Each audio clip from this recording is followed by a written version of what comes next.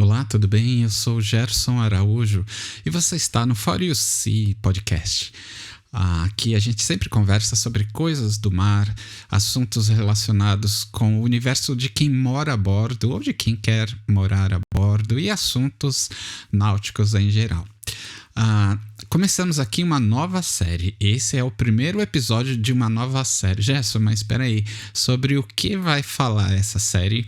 Então, nós vamos conversar especificamente sobre escunas.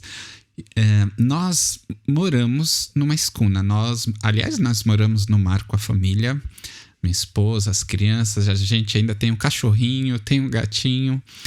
E quando a gente foi morar no mar, a gente pesquisou bastante, tudo quanto era tipo de barco, todas as possibilidades possíveis, todas as opções que a gente conseguiu.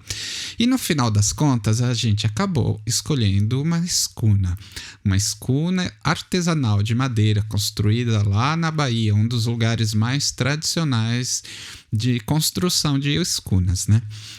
E eu quero, nessa série, dividir com você a nossa experiência com esse tipo de barco, né?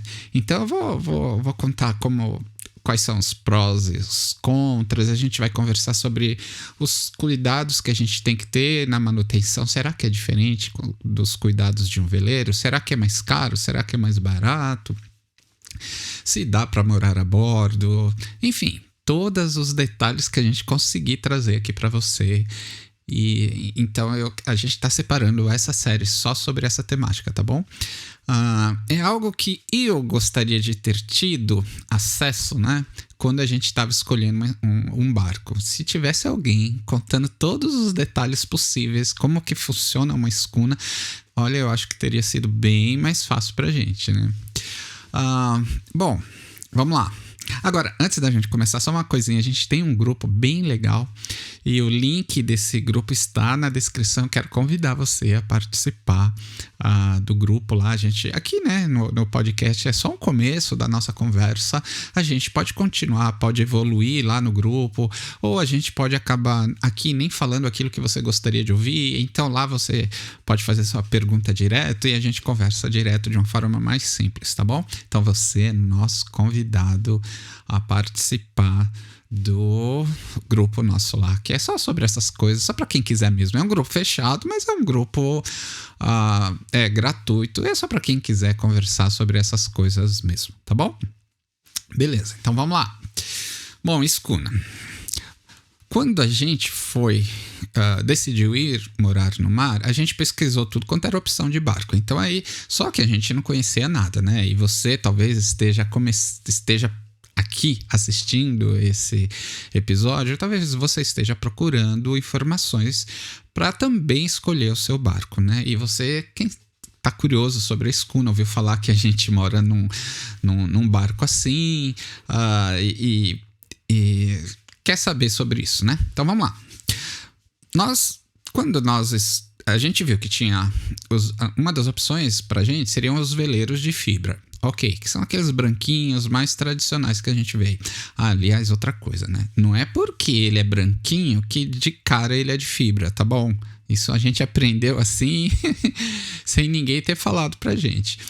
Porque ele pode ser de madeira, né? E às vezes o barco não aparenta ser de madeira. Olhando assim, às vezes não dá nem pra saber se é de madeira ou se é de fibra, tá certo? Então, ele pode ser de fibra de vidro, né? Em linhas gerais, né? Aqueles barquinhos, aqueles veleiros. As lanchas também é muito comum elas serem de fibra.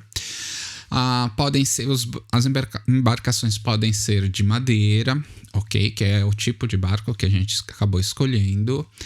Há várias técnicas, né, de construção, vários tipos de barco de madeira, mas enfim, madeira é uma opção. A outra opção eles podem ser de metal, né? Podem ser de alumínio, podem ser de aço, de ferro, enfim. Algum tipo de metal. Mais comum talvez seja os de alumínio. É uma outra opção, né? se você quiser saber, eles podem ser até de ferro-cimento, sabia? Não é muito comum, mas... e de outros materiais compósitos, né? Que são misturas de fibra de carbono, mistura de vários materiais. Mas esses são os mais comuns, assim, que a gente vai se deparar. Que são os de fibra, os de madeira, os de metal, né? Principalmente os de alumínio. Então a gente teve que... A gente fazer a pergunta, e aí... Qual a diferença? Faz diferença comprar de fibra ou de madeira? Nós tínhamos assim, era uma coisa meio que intuitiva que os de madeira eram meio fracos, assim, né? Será que isso presta, né? Será que isso é resistente? Será que eu vou colocar minha família lá? Será que eu tô fazendo uma boa escolha, né? E depois de muito tempo, de muita pesquisa, né? Eu acabei entendendo que os barcos de madeira, eles são muito fortes. Não é porque é de madeira que ele é ruim. Tá certo? Depende muito do tipo do projeto, depende da construção, né? Mas só porque é de madeira não vale a pena a gente riscar do mapa. A madeira tem cuidados diferentes, alguns cuidados diferentes em relação aos de fibra, tá? Mas, e também em relação aos de alumínio. E cada tipo de material vai trazer um cuidado específico, tudo bem? Beleza. Bom, além de saber o tipo de material que a gente acabou pesquisando, né? A gente pensou, bom, será que a gente escolhe um veleiro? A maioria das pessoas que moram no mar, que a gente teve contato, que a gente teve notícia lá no começo, o pessoal morava em veleiro. Na época, eu não encontrei ninguém que morasse em outro tipo de barco. Hoje, sim. Hoje, a gente já teve contato com pessoas que moravam em escunas igual a gente que mora em lancha, você acredita? Gente que mora em lancha, em trawler, que é um outro tipo de lancha, a gente vai ver isso já já. E essa foi uma outra coisa que a gente teve que escolher. Será que a gente escolhe um veleiro, né? Qual a diferença para uma lancha? Será que a gente não pode escolher uma lancha? Porque quando a gente viu a lancha, a sensação que a gente teve de lancha, o pessoal aqui em casa amou, né? De cara, você entra num barco que tem um acabamento muito fino, né? Parece que você está entrando num apartamento de alto padrão, né? Não todas as lanchas, mas em linhas gerais, as lanchas são assim, um barquinho bem concebido, né? Do ponto de vista estético, né? E a gente pensou, bom, pode ser uma lancha, né? Então, tava veleiro, lancha, tinha um tipo de barco que eles chamam trawler, né? Que é um barco a motor, mas ele é um barco concebido exatamente para ser uma casinha. Ele não corre tanto, normalmente, não é um barco que alcança grandes velocidades, né? Parece um mini naviozinho, assim. Ele preza pelo conforto, pela segurança e para ser ter uma experiência de casa, de residência, né? Poderia ser um desses, né? Será que não daria para ser um desses? E nós nos deparamos também com as escunas, né? Olha, será que não pode ser uma escuna? Então a gente teve que escolher entre as várias opções aí, né? Depois, veja, já trouxe tanta coisa aqui, né? Mas não parou aí. Aí a gente teve que escolher o tipo de motor. Olha, cada um desses capítulos era um mundo para estudar, né? Então eu vi que tinha motor a gasolina, tinha motor a diesel. E aí, qual é a diferença? Faz diferença escolher um tipo de motor ou outro tipo de motor? Vale a pena? Qual é o mais econômico? Qual que tem mais performance? Qual que tem a manutenção mais barata? Por quê? Olha, é bastante coisa que a gente tem que tentar descobrir, né? Bom, aí tinha esse tipo de motor. Tinha motor elétrico. Na época, eu não encontrei praticamente ninguém que usava barco com motorização elétrica, né? Aqui no Brasil, ou de fácil acesso para a gente ligar, conversar e trocar uma ideia. Mas eu já estava vendo algumas experiências no exterior. Agora, hoje, na data da gravação desse episódio, já tem bastante barco elétrico, várias pessoas estão estudando, é um negócio assim que não é mais tão estranho como era quando a gente começou, né? Outra coisa que a gente teve que pensar e teve que aprender, ou pelo menos ter um mínimo de informação, é se era motor de popa ou motor de centro, sabe? Qual que é a diferença?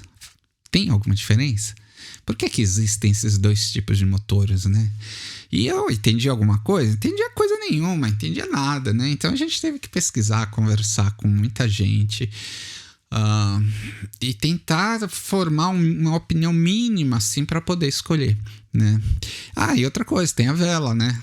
A vela também é uma forma de propulsão, não só os motores, né, com hélices, que a gente está acostumado a pensar, a ver, né? Existem até alguns motores que nem empregam hélices, eles são parecidos com os jet ski, sabe? São uma espécie de um jato ali. Isso era muita coisa, assim, pra gente entrar em detalhes. Então, a gente não foi pro mar de um dia pro outro, sabe? No nosso caso, a gente não tinha experiência náutica anterior alguma. Nem ninguém na nossa família, assim, passava perto do mar. Nós morávamos a, 400 quilômetros da praia mais próxima. Nossos filhos sequer conheciam o mar naquela época, né? O dia que eles foram ver o mar pela primeira vez foi quando a gente conseguiu vender a nossa casa. Aí a gente alugou um carro e a gente já havia feito, né, uma pesquisa, assim, de alguns barcos. Eu tinha uma lista e a gente falou, vamos visitar um por um dos barcos dessa lista. Aí nós fomos para... Qual foi a primeira praia? Eu acho que foi Ilhabela ou Ubatuba, agora eu não lembro. E foi nesse primeiro momento que eles foram... E foi nesse momento que os nossos filhos viram o mar pela primeira vez. Antes disso, só pela internet, sabe? Então, para você ter noção o quanto a gente não entendia nada desse mundo náutico, né? Não, isso não é uma coisa muito boa, mas também não é o fim do mundo. Dá pra gente aprender. Agora, talvez eu diria assim para você não ter uma expectativa muito grande, porque quando a gente começa assim, a gente erra muito, a gente bate muita cabeça, até a gente aprender, a gente precisa dar a nós mesmos um tempo para aprender, né? É como se o aprendizado de todas essas coisas obedecesse uma certa curva, e essa curva é mais cresce mais rapidamente ou mais lentamente, dependendo de pessoa para pessoa, tá? Porque é muita coisa mesmo. Agora, se você já tem alguma bagagem, vai abreviar alguns caminhos aí, tá bom? Bom, enfim, claro, aqui eu não estou entrando em detalhes em todos esses itens, né? Mas a gente teve que se deparar, eu imagino que você também esteja pensando nessas milhões de opções, né? O fato é o seguinte, nós acabamos, no final de todo esse processo, escolhendo uma escuna. Tá bom? Uma escuna artesanal de madeira, de construção tradicional, sabe? E tá bom, vai. Nesse episódio, a ideia não é falar de todas essas outras opções. Eu nem sei se eu teria bagagem. Eu acho que na internet, em outros vídeos, em outros canais aí, tem bastante informação sobre esses outros modelos. Então aqui eu vou focar na escuna. Beleza, vamos lá. Passado essa fase, né, de conhecer os vários tipos de barco, vários tipos de motor, as várias opções de propulsão, ver quanto custava cada um, quanto cada motor consumia, enfim, né? No final das contas, nós acabamos escolhendo a escuna. Tá, o que é uma escuna, então? Como que seria uma escuna? Bom, como eu vou começar essa coisa aqui?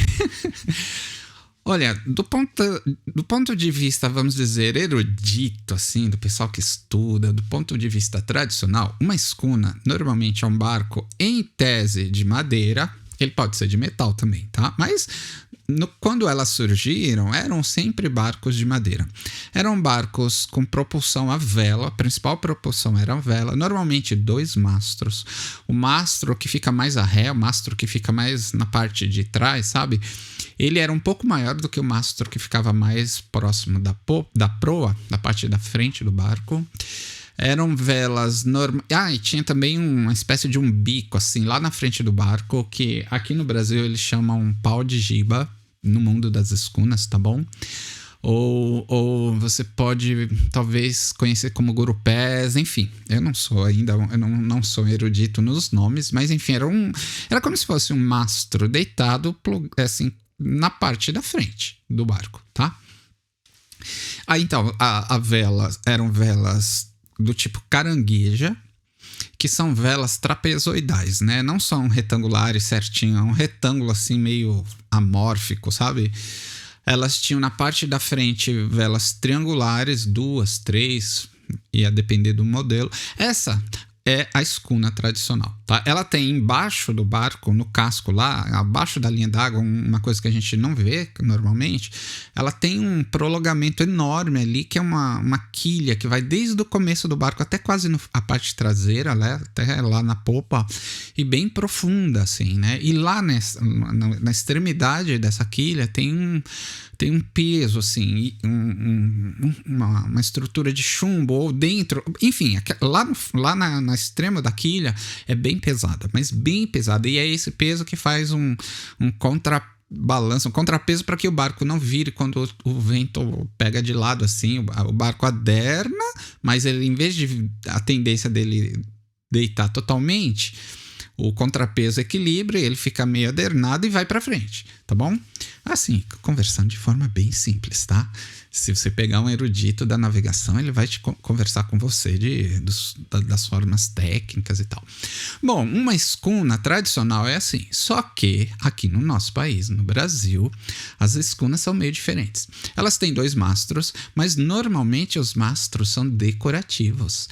Poucas escunas você vai encontrar aí que tem vela. Lá na Bahia você vai até encontrar, mas na região sudeste do país, que é onde a gente está e onde a gente acabou começando a nossa vida no mar, a escuna era um barco de passeio, né? Um barco assim de turismo, um tipo de barco que cabe um montão de gente. Não tem aquela quilha profunda, aquela quilha enorme que vai desde a parte da frente até a parte de trás do barco. Não tem isso. Pelo menos é muito raro. As construídas aqui, né? Que mais? Assim, é um barco meio diferente. Ele é de madeira, a construção é totalmente artesanal. Existem alguns polos de construção de escuna, tem um no Maranhão, no Pará, lá no sul do país também tem, mas o principal, talvez o maior polo de construção é numa cidadezinha pequenininha, perto de Camamu, chamada Cajaíba do Sul, lá na Bahia.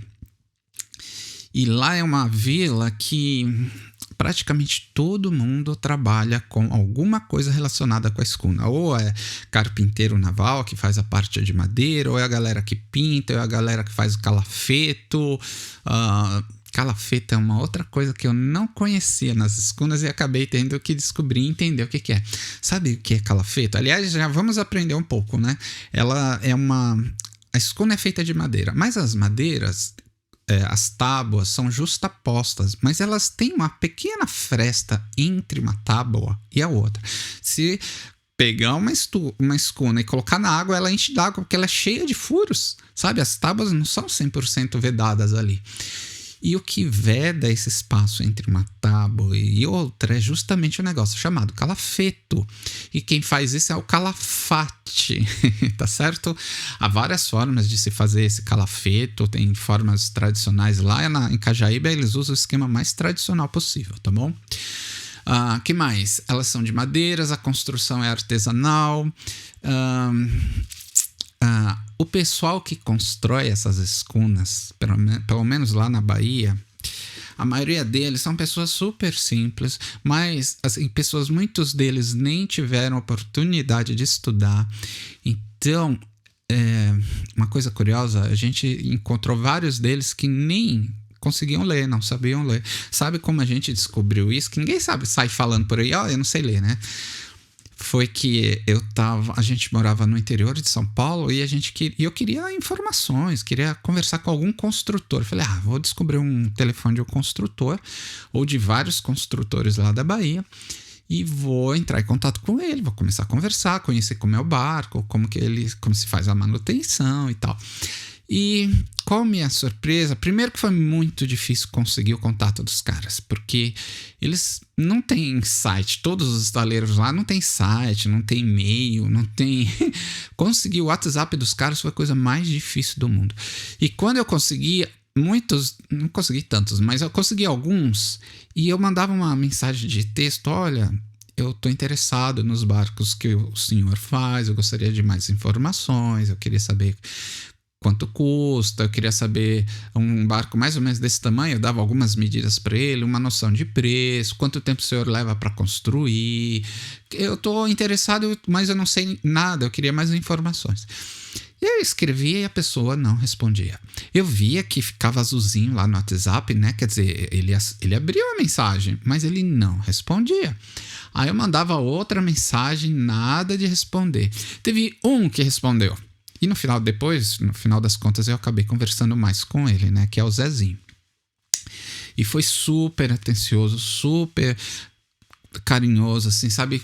Assim, paciente de ouvir uma pessoa, assim, zero náutica, era eu, sabe? E ele teve uma paciência enorme, explicou tudo que ele pôde sobre a escuna, e nós amamos como ele nos tratou, e a gente fez tudo para comprar uma escuna com ele. Depois, no final das contas, a gente não conseguiu, não deu muito certo, a gente foi por um outro caminho, mas eu tenho contato dele até hoje, gente finíssima, né? E eu recomendo, se você tiver interesse, converse lá com o Zezinho. Mas os outros, sabe, as outras pessoas, eles não respondiam. Mas a gente ficou desconfiado. Mas por que eles leem a mensagem e não respondem? A minha esposa falou, será que eles estão conseguindo ler? Porque a gente viu na internet, né, alguns documentários que eram pessoas sem estudo, pessoas que sabiam construir o barco porque tinham aprendido com o pai, com o avô, e assim vai de geração em geração passando como se faz aquele barco, mas eles não sabiam muitos porquês técnicos das coisas, era um conhecimento prático, né? Aí, mas pô, será que eles não foram para a escola? Será que eles sabem ler? E a gente, não, mas como assim? O cara tem um WhatsApp, ele não sabe ler. Quer dizer, a gente vem de uma realidade de cidade grande e acho que o Brasil inteiro é assim, na realidade não é, né? E há muita gente no nosso país que ainda não sabe ler, né? E aí eu resolvi mandar um áudio para aquela pessoa. Aí eu simplesmente li o que eu já havia escrito para ele e mandei um áudio exatamente igual ao que eu tinha escrito. Ele me respondeu na hora. E sabe como ele me respondeu? Ele me respondeu por áudio. Aí eu falei, olha, eu acho que ele não tinha condição de ler mesmo, né? A partir daí, a gente começou a sempre conversar com áudio, sempre que possível, com essas outras pessoas. Então, é um tipo de realidade que a gente vai encontrar, tá bom? Isso não diz que o barco é ruim, não, tá? Aliás, os barcos são feitos de forma incrível. Barcos enormes. Eu até ficava pensando, como que esse pessoal, eu não entendo isso até hoje, né? Constrói barcos enormes, barcos caros, assim, barcos de um valor financeiro muito alto, e eles tudo de pé no chão, de chinelinho de dedo, sem camisa, construindo os barquinhos dele lá. E assim, eu não entendo. A gente ainda precisa aprender, né? O que eles fazem com o dinheiro dos barcos? Ou eles cobram só o material e não cobram nada para a mão de obra deles, ou cobram muito pouco? Porque é uma comunidade humilde, assim, sabe? Não é uma comunidade de requinte. É gente simples, gente boa, gente humilde, gente muito competente. Eu vi um comentário de uma pessoa, faz tempo isso, que ele falou assim, olha, o pessoal, eles não têm a base teórica, eles têm a base prática que vem sendo transferida de pai para filho. E com o conhecimento de hoje, conhecimento acadêmico de hoje, eles poderiam construir aqueles mesmos barcos com bem menos material, com a estrutura bem menor, com outras técnicas, né? Então, eles constroem barcos muito robustos mesmo. Talvez pela falta de conhecimento técnico, assim, acadêmico, eles acabam exagerando, assim, né? Usando material bem a mais do que talvez fosse necessário. Mas isso, no final das contas, dá um barco ultra forte, né? Então, isso acabou comigo, aquela ideia de que barco de madeira é um barco fraquinho, que não presta, qualquer coisa vai quebrar. Não, é o contrário. E os barcos deles, normalmente, duram centenas de anos. Tem barco lá com mais de 100 anos, né? E é incrível isso. É incrível. E só para a gente lembrar, né, os barcos portugueses que vieram aqui para o Brasil, lá no começo da história do Brasil, eram todos barcos de madeira. Durante centenas de anos, a humanidade só conseguia ou só fazia barcos de madeira, né? Então são barcos resistentes, sim, né? Que mais que uma escuna é? É um barco, vamos dizer, é rústico. É mais puxado para o rústico. Dá até para você fazer acabamentos finos, acabamentos mais assim, mais bonitinhos e tal. Mas em linhas gerais, não que o barco não seja bonito, eles são lindos sim, mas eles têm um apelo rústico, tá? Então você é quase sempre de madeira exposta, né? Então você usa madeiras nobres, você usa materiais para preservar a madeira de forma que a madeira fique aparente. Você pode pintar de alguma tinta que você não veja mais a madeira, tá bom? Isso acontece muito também.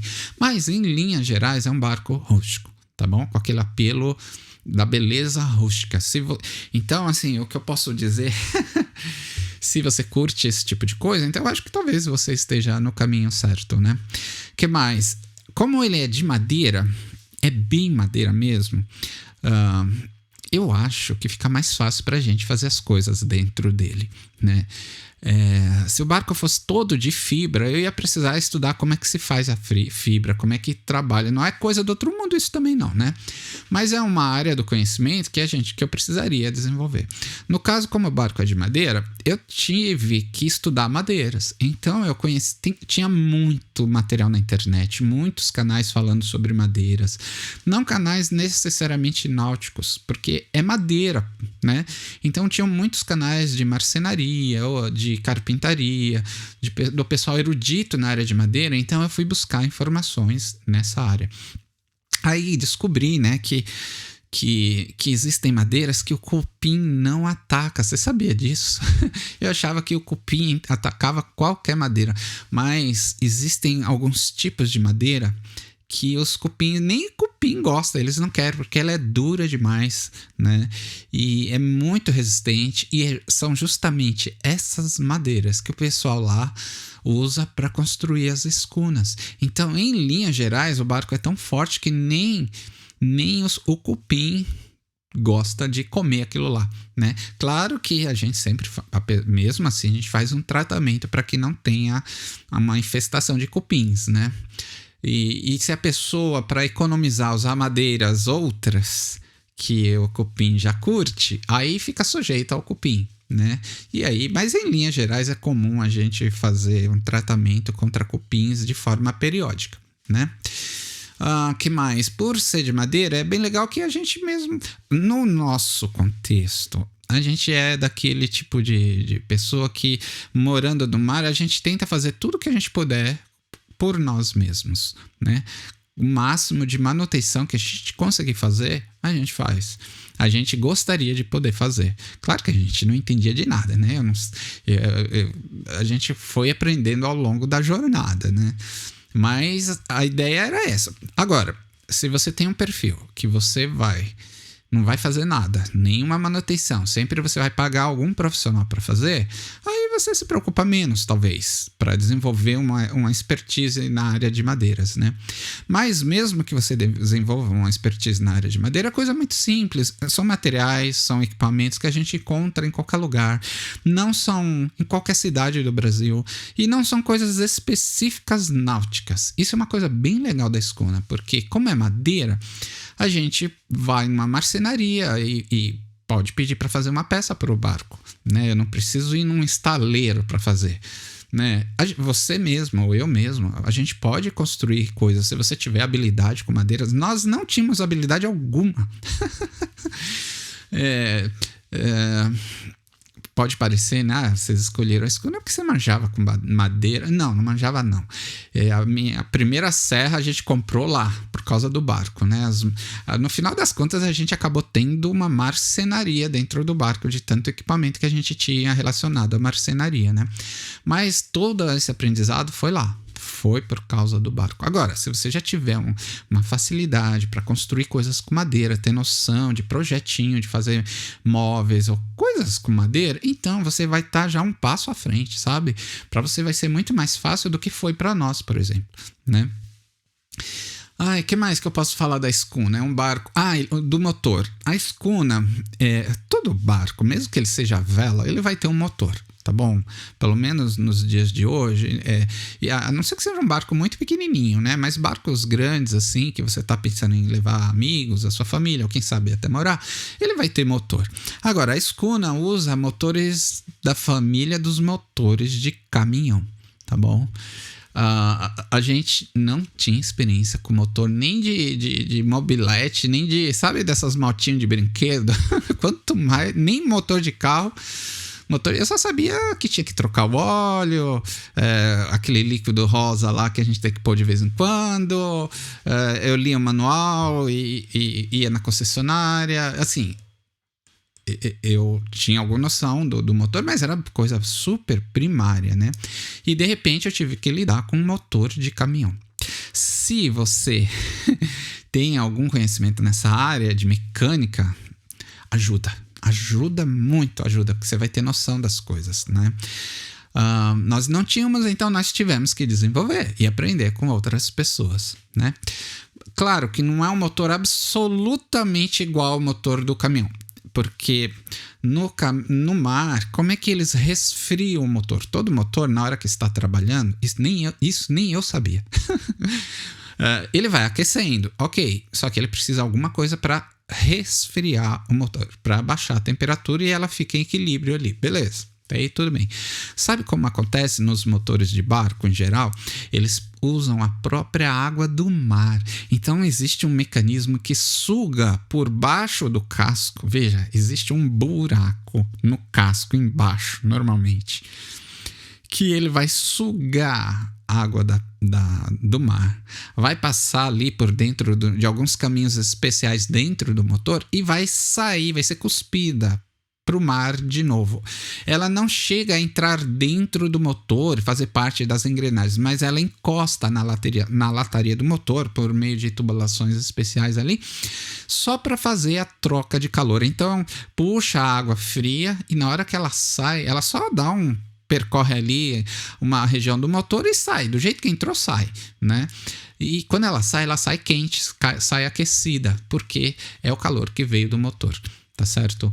Então, veja, só nisso você já vai ter uma noção. Bom, o motor puxa a água do fundo, então existe uma bomba puxando, existe uma bomba de água que puxa a água e cospe essa água depois, né? Se você olhar os barcos de pesca, assim, todos eles, quando eles estão navegando, você vê que eles ficam jogando água, assim, pela lateral, pela parte traseira do barco.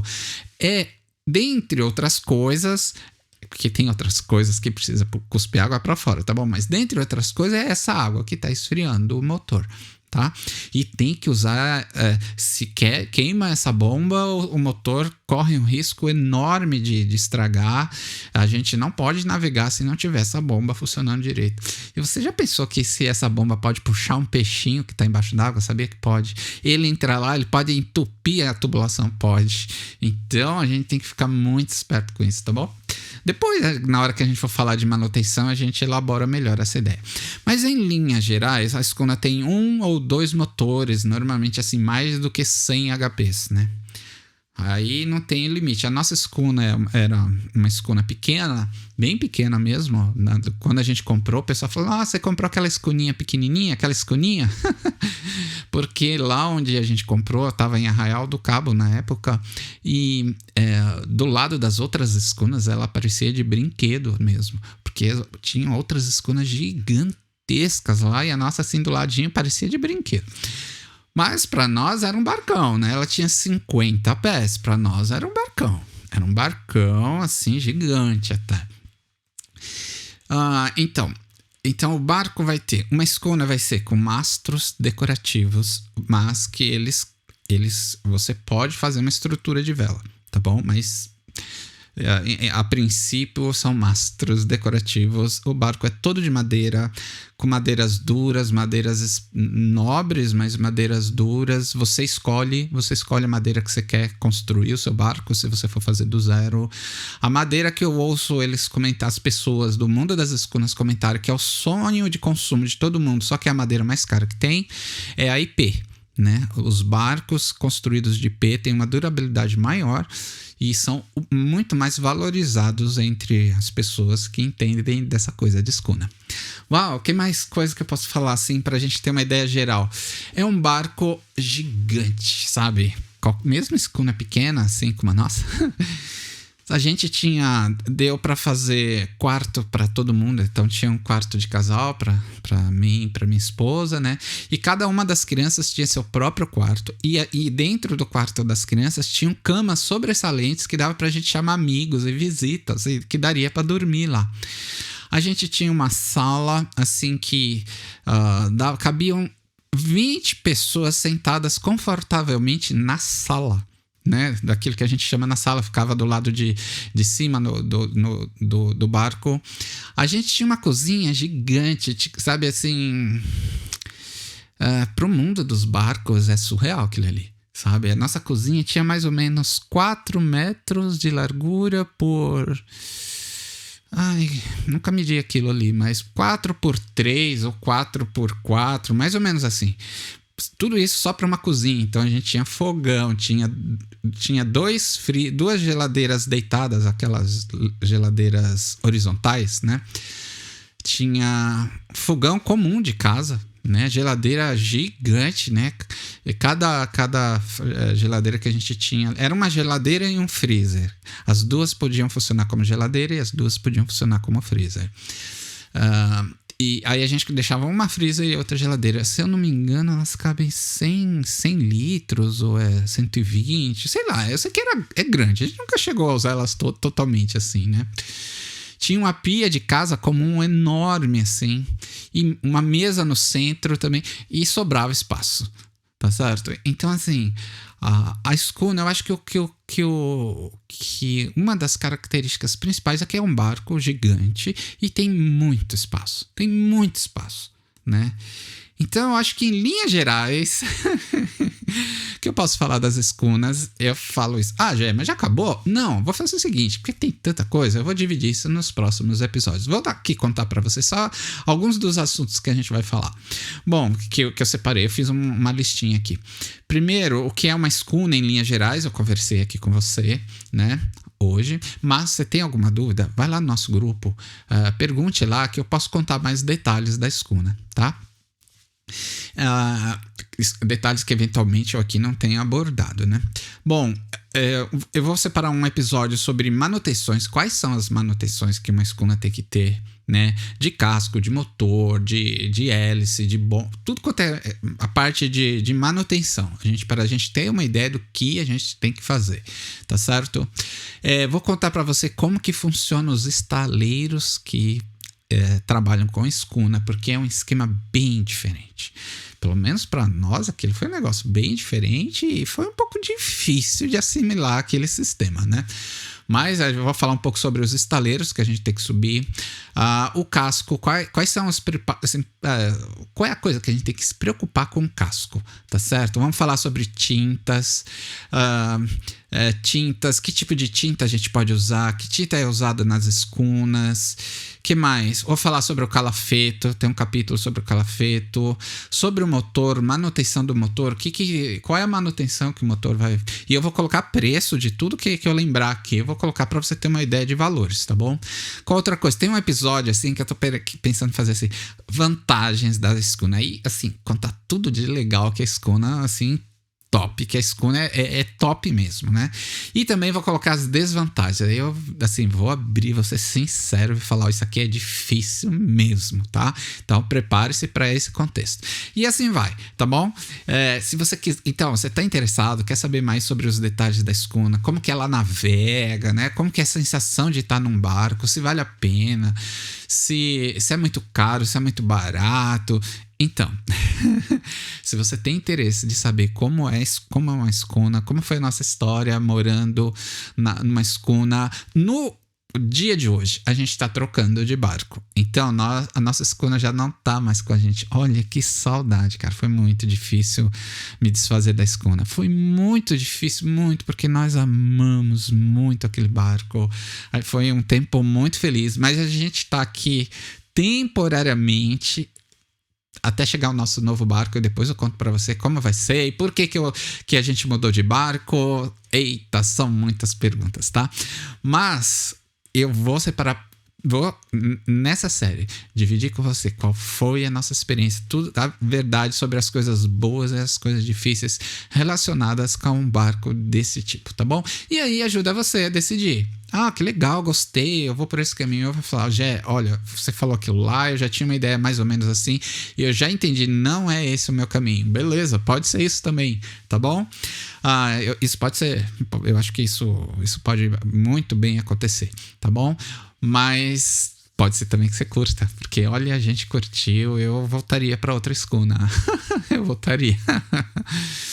A gente vai para outra escuna. Isso aí eu acho que vou deixar para um outro episódio também. Tá bom? Muito legal. Obrigado por você estar aqui comigo até esse tempão todo. Espero você no próximo episódio. Falar em episódio assim de série. Essa aqui é uma série só sobre escunas, tá?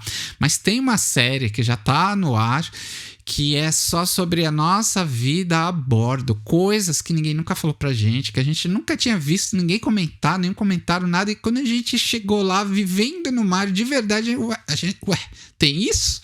Poxa, mas ninguém falou disso, né? Nós separamos uma série só sobre coisas que a gente, claro, dentro do nosso contexto, né? A gente nunca tinha ouvido ninguém comentar aquilo e nem sabia que existia. E aí eu conto pra você vai morar no mar? Então fique esperto que tem uns negócios que a gente não costuma ver nos canais de náutica, nos canais de vela, tá bom? Bom, é isso aí. Muito obrigado, valeu. O próximo episódio vai ser 10, vai ser muito. Espero você lá, tá bom? É isso aí.